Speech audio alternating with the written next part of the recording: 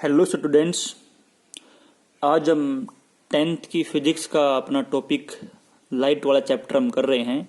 और इस चैप्टर में हमने जो बेसिक टर्म्स हैं इस चैप्टर में, जैसे ऑब्जेक्ट क्या है, इमेज क्या है, इंसिडेंट रे क्या है, नॉर्मल क्या है, एंगल ऑफ इंसिडेंस क्या है, ये बेसिक टर्म्स हमने सब पढ़ ली थी। और रिफ्लेक्शन क्या होता है, लॉ ऑफ रिफ्लेक्शन क्या है, वो भी हमने पढ़ लिया था। और उसके बाद हमने प्लेन मिरर पे इमेज कैसे बनती है, image formation from plane mirror, वो सब हमने पढ़ा था। उसकी कैरेक्टरिस्टिक्स भी हमने पढ़ ली थी। तो आई होप आप लोगों ने उनको अच्छे से समझा होगा, अच्छे से पढ़ा होगा। अगला टॉपिक यहाँ पे हम करेंगे रिफ्लेक्शन थ्रू स्फेरिकल मिरर। तो स्फेरिकल मिरर की हम बात करेंगे। स्फेरिकल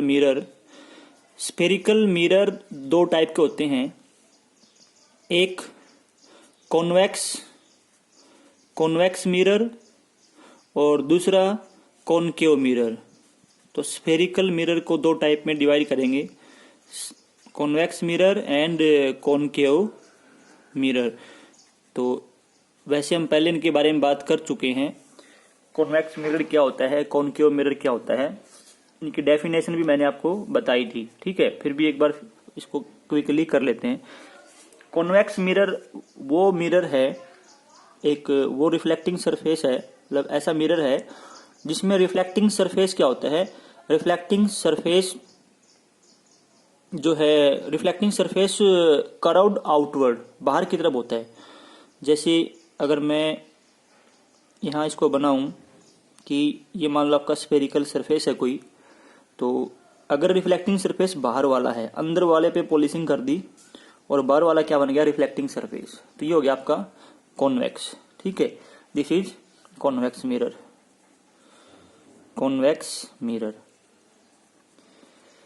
और अगर इस तरीके से बनाएं कि ये आपका सरफेस है, ये कोई स्फेरिकल सरफेस है और बाहर वाले पे पॉलिशिंग कर रखी है, जो अंदर वाला सरफेस है वो रिफ्लेक्टिंग सरफेस है, तो this is concave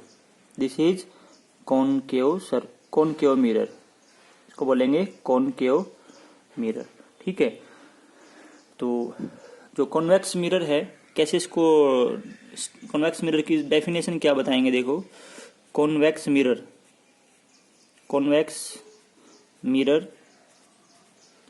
A spherical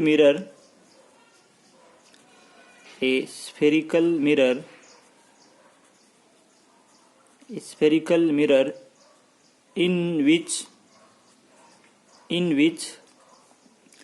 reflecting surface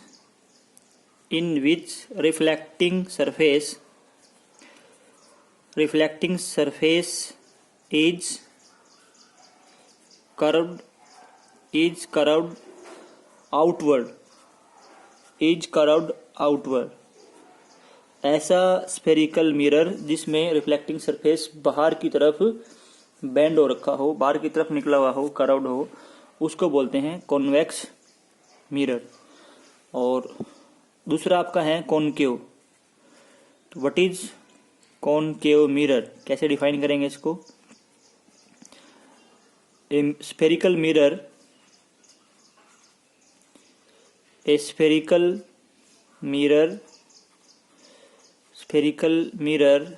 in which reflecting surface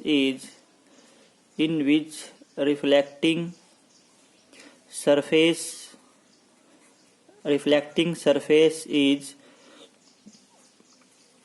curved inward, जो अंदर की तरफ कर्व्ड हो, उसको बोलेंगे कॉनकेव मिरर। ठीक है, ये आपके थे स्फेरिकल मिरर, दो टाइप के, कॉन्वेक्स और कॉनकेव। अब यहाँ पे मिरर के ऊपर इमेज फॉर्मेशन, इमेज कैसे बनती है, वो स्टडी करने से पहले हम कुछ बेसिक टर्म्स हैं स्फेरिकल मिरर से रिलेटेड। ठीक है, तो टर्मिनोलॉजी ऑफ स्फेरिकल मिरर भी उसको बोलते हैं, टर्मिनोलॉजी ऑफ स्फेरिकल मिरर। तो ये टर्मिनोलॉजी ऑफ स्फेरिकल मिरर क्या है, यहाँ पे हम कुछ टर्म्स हैं उनको डिस्कस करेंगे। Terminology terminology of spherical mirror. Spherical mirror, terminology से मतलब है कुछ बेसिक टर्म्स हैं, वो बेसिक टर्म्स क्या क्या हैं उनको हम समझेंगे। Basic terms related spherical mirror. तो स्फेरिकल मिरर क्या होता है? स्फेरिकल मिरर एक सफियर का पार्ट है। किसका पार्ट है? किस में से काट के बनाया हुआ? उसको सफियर में से काट के बनाया हुआ है। तो ये मैंने यहाँ पे एक स्फेरिकल मिरर लिया है और इसका बाहर वाला जो सरफेस है वो मान लो पॉलिश किया हुआ है बाहर से, अंदर वाला सरफेस इसका रिफ्लेक्टिंग सरफेस है। तो ये कौन सा हो गया आपका? ये हो गया आपका कॉनकेव। ठीक है, ये मैंने कॉनकेव लिया है। कॉनकेव या कॉन्वेक्स, ये जो टर्म है सभी के लिए कॉमन है। ऐसा नहीं है कि जो हम टर्म डिस्कस करेंगे वो सिर्फ कॉनकेव के लिए है, अगर मैंने कॉनकेव लिया है तो नहीं, ये कॉनकेव के लिए भी है, कॉन्वेक्स के लिए भी है। ठीक है, तो ये जो मिड पॉइंट होता है, ये जो मिरर है आपका, ये मिरर है आपका, और इस मिरर का जो ज्योमेट्रिकल सेंटर है, ज्योमेट्रिकल सेंटर या मिड पॉइंट भी कह सकते हो आप इसको, ये जो मिड पॉइंट है इसको बोलते हैं पोल। तो इस पॉइंट को क्या बोलते हैं? पोल। इसको मैं पी से लिखूंगा। ठीक है, तो सबसे पहले हम बात करेंगे किसकी? पोल की। What is pole? What is pole? आपसे एग्जाम में ऐसे ही पूछ लेते हैं व्हाट इज पोल, तो इन सब की डेफिनेशन आपको आनी चाहिए। पोल क्या है? मिड पॉइंट है किसी स्फेरिकल मिरर का। तो it is A mid point, it is mid point, it is mid point, और मिड पॉइंट या इसको हम ज्योमेट्रिकल सेंटर भी बोल सकते हैं, और geometrical centre of A spherical mirror, of A spherical mirror. तो ये किसी स्फेरिकल मिरर का मिड पॉइंट है, उसको हम पोल बोलते हैं। ठीक है, अब ये जो स्फेरिकल मिरर है, ये स्फेरिकल मिरर क्या है? किसी सफियर का पार्ट है। किसका पार्ट है? सफियर का। तो जिस सफियर का ये पार्ट है ना, मतलब ये मान लो कि कुछ ऐसा सफियर हुआ होगा कुछ, और उस सफियर में से इसको काट के बनाया होगा। कुछ ऐसा सफियर हुआ होगा जिसमें से इसको काट के बनाया है। ठीक है, तो ये मान लो कुछ ऐसा सफियर था और उसमें से हमने ये इतना पीस काट लिया उसका, तो ये बन गया हमारा स्फेरिकल मिरर। अब जिस स्फेरिकल, ये जो स्फेरिकल मिरर है, ये जिस सफियर का पार्ट था, जिस सफियर का ये पार्ट था, उस सफियर का जो सेंटर है, जिस सफियर का ये पार्ट था, उस सफियर का जो सेंटर है उसको बोलते हैं centre of curvature of mirror. क्या बोलते हैं? Centre of curvature of mirror. तो नेक्स्ट टर्म आपकी क्या है? Centre of curvature, centre of curvature. तो सेंटर ऑफ कर्वेचर को कैसे डिफाइन करेंगे? It is centre, it is centre of A sphere, it is centre of A sphere, it is a center of a sphere of which mirror is a part, of sphere of which mirror is a part. It is a center of sphere, center of sphere, किस sphere का centre है? of which mirror is a part, मतलब जिस sphere का mirror part है उस sphere का जो सेंटर है वो क्या है? सेंटर ऑफ कर्वेचर उसको हम कहते हैं। ठीक है, अब इसके बाद इस सेंटर ऑफ कर्वेचर को और इस पोल को, सेंटर ऑफ कर्वेचर को और पोल को दोनों को मिला दो, तो ये जो लाइन है, ये जो स्ट्रेट लाइन है जो सेंटर ऑफ कर्वेचर को और पोल को ज्वाइन करती है, ये स्ट्रेट लाइन जो सेंटर ऑफ कर्वेचर को और पोल को ज्वाइन करती है, इसको बोलते हैं प्रिंसिपल एक्सिस। Principal axis. तो what is principal axis? Principal axis क्या है? प्रिंसिपल एक्सिस वो लाइन है जो किस किस को ज्वाइन करती है, सेंटर ऑफ कर्वेचर को और पोल को। तो अगली टर्म आपकी है principal axis. Principal axis a line which join center of curvature and pole। तो जो पोल और सेंटर ऑफ कर्वेचर को ज्वाइन करने वाली लाइन है वो क्या आपकी प्रिंसिपल एक्सिस है। ठीक है, योगी प्रिंसिपल एक्सिस। उसके बाद यहाँ पे अगली टर्म आपकी है focus. What is centre of curvature से प्रिंसिपल एक्सिस होगी। इसके बाद एक टर्म और कर लेते हैं, रेडियस ऑफ कर्वेचर। देखो ये मिरर जिस सफियर का पार्ट है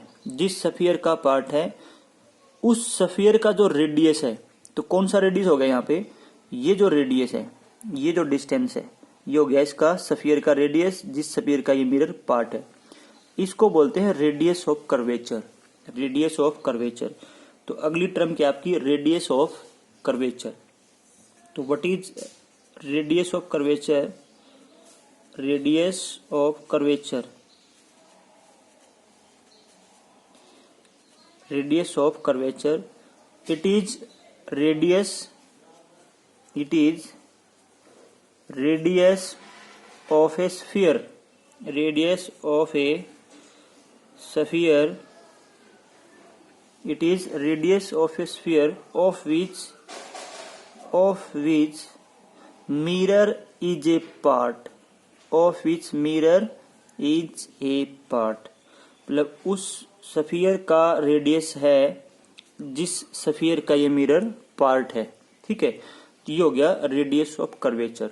ऐसे ही अगली जो टर्म है वो आपकी है प्रिंसिपल फोकस। तो प्रिंसिपल फोकस क्या होता है? देखो principal focus, what is principal focus, या सिंपली इसको फोकस भी बोल देते हैं, फोकस। और इसको F से डिनोट करते हैं, जैसे रेडियस ऑफ कर्वेचर को R से डिनोट करते हैं, फोकस के पॉइंट को F से, पोल को P से, सेंटर ऑफ कर्वेचर को C से।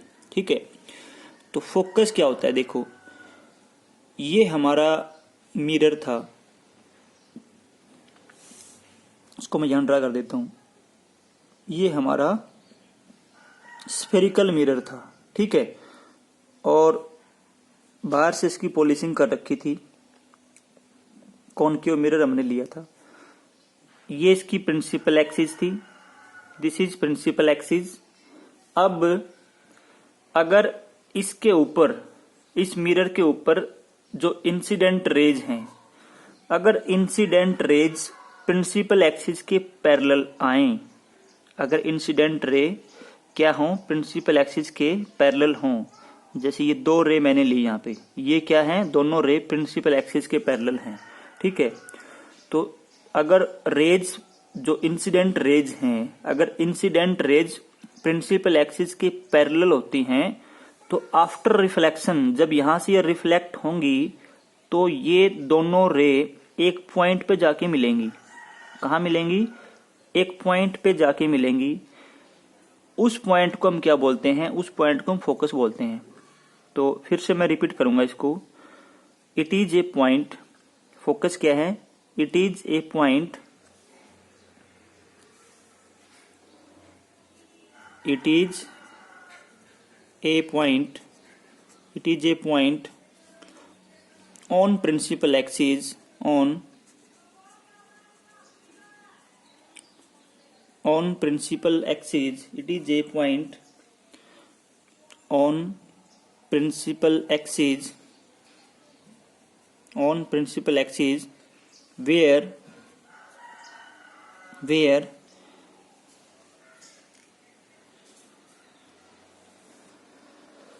the reflected ray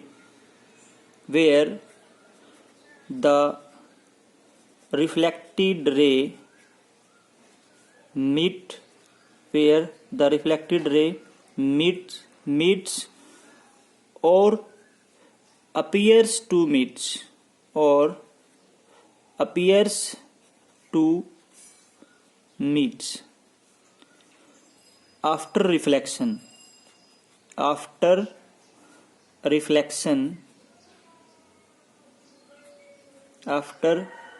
reflection तो it is a point on principal axis where reflected rays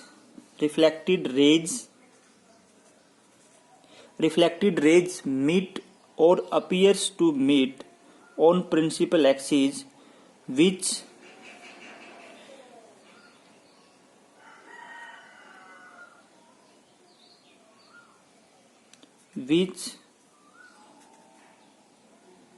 were parallel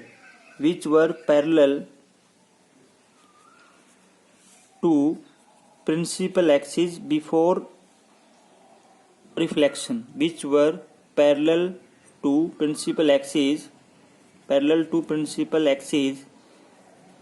before reflection ठीक है, बिफोर रिफ्लेक्शन। तो जो रे रिफ्लेक्शन से पहले मतलब इंसिडेंट रे क्या थी, प्रिंसिपल एक्सिस के पैरेलल थी, और रिफ्लेक्शन के बाद वो कहाँ मिलेंगी, एक पॉइंट पे मिलेंगी प्रिंसिपल एक्सिस के ऊपर, उस पॉइंट को हम क्या बोलेंगे, फोकस बोलेंगे। ठीक है, या इसको हम ये भी कह सकते हैं कि the reflect it is a point at which reflected ray meet, और इसको हम ये भी कह सकते हैं इस दूसरी लैंग्वेज में अगर देखें, अगर इसकी दूसरी डेफिनेशन देखें थोड़ा सा और इसको सिंप्लीफाई करके लिखें इसी को, तो हम ऐसे भी कह सकते हैं कि the incident raise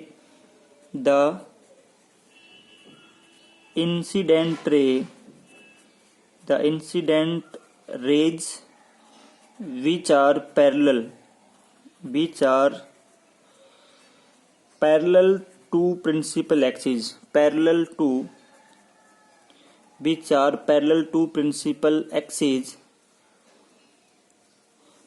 meet or appears to meet at a point on principal axis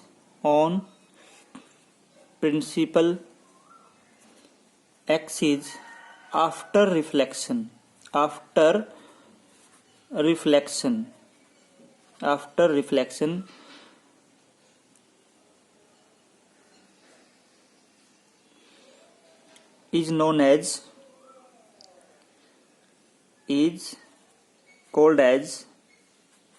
is called as focus। क्या बोलेंगे हम, फोकस बोलेंगे। तो मतलब ए पॉइंट एट, आप इसमें ये ऐड कर दो आगे, a point at incident ray which are parallel to principal axis meet or appears to meet। ठीक है, यहाँ पे रियल में मीट कर रही हैं। मैंने लिखा कि जहां पे रिफ्लेक्टेड रे मिलती हैं या मिलती हुई प्रतीत होती हैं, appears to meet, तो उस पॉइंट को हम क्या बोलते हैं, फोकस बोलते हैं। कौन सी रे, वो रिफ्लेक्टेड रे जो कहां से आई हैं, जो इंसिडेंट रे थी वो क्या थी, प्रिंसिपल एक्सिस के पैरेलल थी। तो अगर यहाँ पे कंडीशन ये है कि जो इंसिडेंट रेज हैं वो प्रिंसिपल एक्सिस के पैरेलल होनी चाहिए। अगर इंसिडेंट रे प्रिंसिपल एक्सिस के पैरेलल हैं और फिर रिफ्लेक्टेड रे किसी पॉइंट पे जाके मिलती हैं प्रिंसिपल एक्सिस के ऊपर, तो उस पॉइंट को हम फोकस बोलेंगे। ठीक है, तो यहाँ पे तो रियल में मीट कर रही थी, यहाँ पे तो रिफ्लेक्टेड रे क्या कर रही है, आपस में मीट कर रही है रियल में, अगर रियल में मीट नहीं कर रही होती, देखो अगर मैं दूसरा केस ले लेता हूँ कॉन्वेक्स मिरर का, ये आपका कॉन्वेक्स मिरर है। इस वाले केस में यहाँ पे ये इसकी प्रिंसिपल एक्सिस होगी, कॉन्वेक्स मिरर है ये इसकी प्रिंसिपल एक्सिस होगी। अब जो पैरेलल हैं, जो रेज प्रिंसिपल एक्सिस के पैरेलल आएंगी, ये है प्रिंसिपल एक्सिस के पैरेलल रे, और यहाँ पे ये प्रिंसिपल एक्सिस के पैरेलल रे, यहाँ पे ये इंसिडेंट रे होगी आपकी जो प्रिंसिपल एक्सिस के पैरेलल है। ये रिफ्लेक्शन के बाद मिलेंगी नहीं, ये रिफ्लेक्शन के बाद इस तरफ इधर जाएंगी, ये इधर जाएगी, ये वाली रिफ्लेक्शन के बाद कुछ इधर जाएगी, ठीक है। तो ये रिफ्लेक्टेड रे होगी आपकी। अब ये क्या, ये रिफ्लेक्टेड रे कहीं मिलेंगी? ये तो एक दूसरे से दूर ही जा रही है, मिलेंगी कहाँ? नहीं मिलेंगी, ये रिफ्लेक्टेड रे कहीं नहीं मिलेंगी। लेकिन अगर मैं इनको पीछे की तरफ एक्सटेंड कर दूं, पीछे की तरफ एक्सटेंड कर दूं, तो ये दोनों रे मुझे लगेगा कि ये इस पॉइंट से पे मिल रही हैं, तो इस पॉइंट पे अपीयर्स होंगी मिलती हुई, हमें लगेगा कि यहाँ पे मिल रही हैं, तो ये क्या होगा? फोकस होगा, ठीक है। तो यहाँ पे रियल में मिल नहीं रही, जो रिफ्लेक्टेड रे है वो मिल नहीं रही। These reflected rays are appears to meet at that point, तो this point is also known as focus. तो जहां पे रियल में मिले या ये रेज आपको रिफ्लेक्शन के बाद मिलती हुई प्रतीत हो, उस पॉइंट को क्या बोलते हैं? फोकस बोलते हैं। यहाँ पे एक और टर्म है, वो भी डिस्कस कर लेता हूं मैं, focal length. What is focal length? जो फोकस आपका, जैसे ये आपका मिरर है, ठीक है, ये इसकी प्रिंसिपल एक्सिस है, ये मान लो इसका फोकस है, ये इसका पोल है। तो फोकस और पोल के बीच में जो डिस्टेंस है, ये जो डिस्टेंस है फोकस और पोल के बीच में जो डिस्टेंस है, इसको बोलते हैं फोकल लेंथ। इसको हम छोटे एफ से लिखते हैं, फोकल लेंथ को जर्नली छोटे एफ से। तो फोकल लेंथ क्या है? Distance between pole and focus, pole and focus ये होती है। जो आपका पोल है उसको एक रेफरेंस पॉइंट की तरह मानते हैं, याद रखना इसको, सारे डिस्टेंस वहीं से मेजर करते हैं। इसको तो हम आगे भी डिस्कस करेंगे।